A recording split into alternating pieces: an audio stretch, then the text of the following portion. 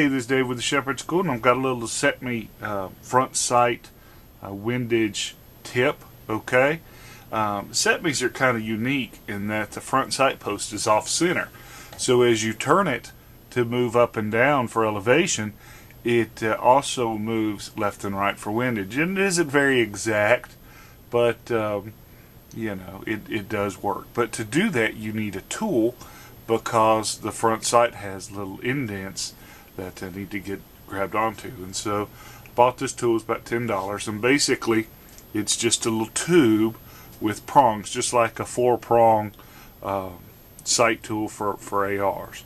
Alright,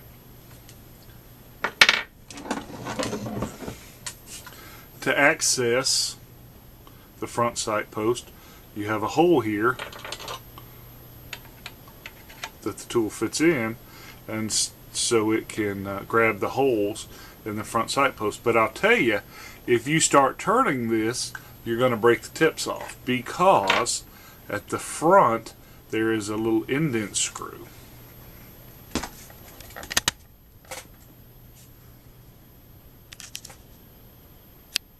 See this screw? You're going to have to back it out. And it just very barely fits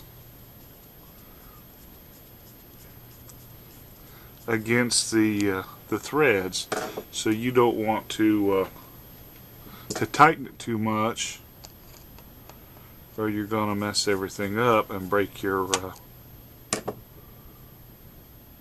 see how small that is. So all you do is then stick your tool in there,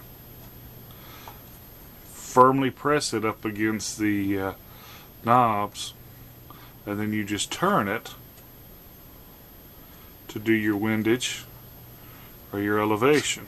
Okay, and because it's off center, as you turn it, that it will also change your windage. Okay, so I just thought that was an interesting little tip to pass on to you. Take it for what it's worth, and until next time, you can always catch us online, www.tngun.com.